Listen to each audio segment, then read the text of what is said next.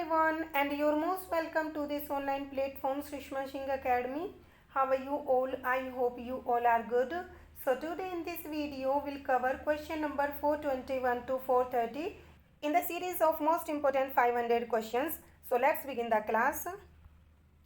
Question number 421 is Dash is the queen of Denmark and mother of Prince Hamlet. इनमें से कौन Denmark की queen और mother होती है प्रिंस हैमलेट की? पोर्शिया, रोजालिंड, जैट्रूड या ओफिलिया? इसका राइट आंसर क्या होगा? इसका राइट आंसर होगा जैट्रूड। हैमलेट एक फेमस ट्रेजेडी है, विलियम शेक्सपियर के द्वारा राइट की गई, और इसमें जैट्रूड डेनमार्क की क्वीन और प्रिंस हैमलेट की मदर का रोल प्ले करती हैं। Number 422 is one of the best dramas ever written by William Shakespeare known as the darkest of the dark comedy is। William Shakespeare के द्वारा write किया गया बेस्ट ड्रामा जिसे the darkest of the dark comedy के रूप में जाना जाता है वो क्या है? Measures for major,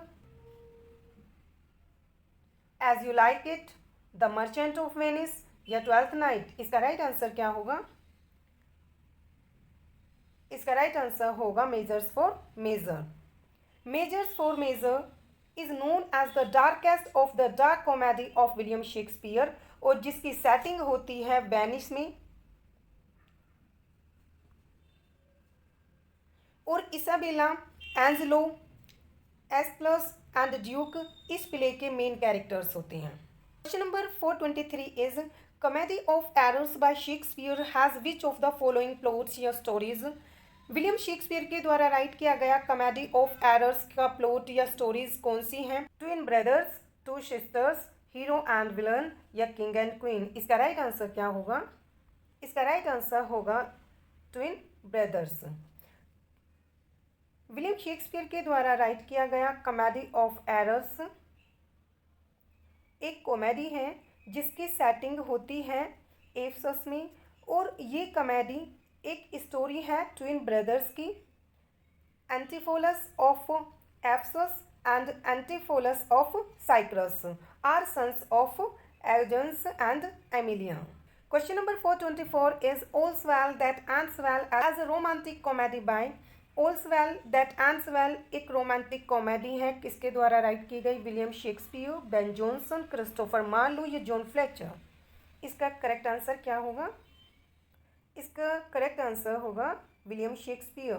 ऑल्स well that ends well एक रोमांटिक कॉमेडी है शेक्सपियर की, और इस प्ले की सेटिंग होती है Rossillion, Paris, Florence and Marseilles में, और इस प्ले के सोर्स हैं गिवेनी बोccaccio D Cameron.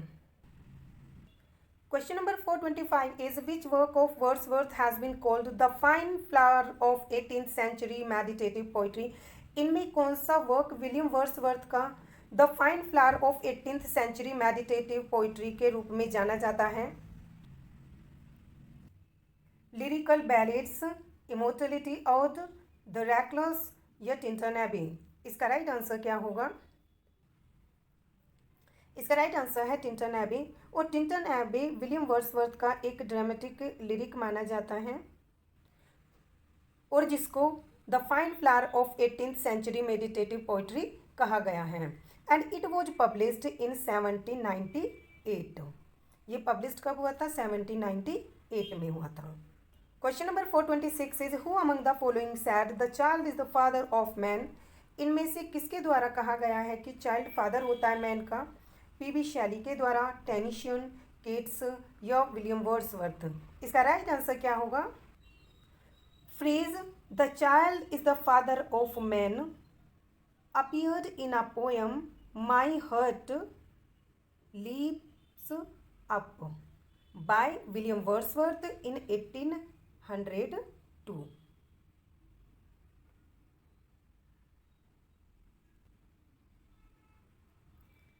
Question number 427 is for which of the following poets is nature both law and impulse? इनमें से किस पोइट के लिए नेचर दोनों है, लो भी एंड इम्पल्स भी? विलियम वर्ड्सवर्थ के लिए, जॉन केट्स के लिए, मैथ्यू आर्नोल्ड के लिए या सेंट कोलरिज के लिए। इसका राइट आंसर क्या होगा? इसका राइट आंसर होगा William Wordsworth. Because William Wordsworth is regarded the poet of nature, both law and impulse. For question number 428 is, how according to Milton in his on his blindness does one best serve God? Milton के according, by returning the child, by submitting to his will quickly, by exacting day labor, by hiding one's innate talent. इसका right answer क्या होगा? इसका right answer होगा by submitting to his will quickly. As you know friends, on his blindness Milton का एक famous sonnet है और ये सोनेट ग्रैंड स्टाइल में राइट किया गया है। It is called epic poem और ये राइट किया गया है सोनेट इटालियन पैटर्न में। And according by submitting to his will quickly does one best serve God. Milton's first work is Milton, इनमें से कौन सा मिल्टन का फर्स्ट वर्क माना जाता है? Paradise Lost, on the morning of Christ nativity, Samson Agonistes या Defensio. इसका राइट आंसर क्या होगा? इसका राइट आंसर होगा on the morning of Christ nativity. John Milton एक famous English poet, pamphleteer and historian माने जाते हैं आफ्टर विलियम शेक्सपियर और मिल्टन का जो फर्स्ट वर्क माना जाता है वो है on the morning of Christ nativity. ये एक नैरेटिव ओड है जॉन मिल्टन के द्वारा राइट किया गया और ये इन्होंने राइट किया था 1629 में और ये पब्लिश हुआ था उनकी पोएम मिस्टर जॉन मिल्टन में। पैराडाइज लॉस्ट की अगर बात की जाए, ये पब्लिश हुआ था 1667 में। सैमसन एगोनिस्ट पब्लिश हुआ था 1671 में एंड डेफेंसियो एस्केंडा ये हुआ था 1654 में। John Milton's Lycidas and Matthew Arnold's Thyrsis are examples of. John Milton का लिसिडास और मैथ्यू आर्नोल्ड का थायरसिस ये एग्जाम्पल्स माने जाते हैं एलिजी के, आइडिल के, सैटायर या पास्टोरल एलिजी। इसका राइट आंसर होगा pastoral elegy. Pastoral elegy represent करते हैं both the poet and the one he mourns who is usually also poet as shepherds. Milton's Lycidas and Matthew Arnold's Thyrsis are pastoral elegies. In Lycidas, Milton's mourns for Edward King and Matthew Arnold in Thyrsis mourns for Arthur Hugh. John Milton का Comus एक mask है, on his blindness एक sonnet है और एरोपेगिटिका एक pros text माना जाता है। और मिल्टन की एक फेमस लाइन है, the spirit of Lord is upon मी। ये किसके द्वारा कहा गया? ये कहा गया है मिल्टन के द्वारा। इसके अलावा एक और लाइन भी मिल्टन की काफ़ी एग्जाम में पूछी गई हैं। He ought to himself to be a true poem that is a composition and pattern of the best and most honourable things. Who said this? So ये कहा गया है मिल्टन के द्वारा। और मिल्टन के लिए लोंग के द्वारा बोली गई फेमस लाइन है, because Milton's human he must know the best in humanity whose comment is this. So ये कमेंट दिया गया है लोंग के द्वारा।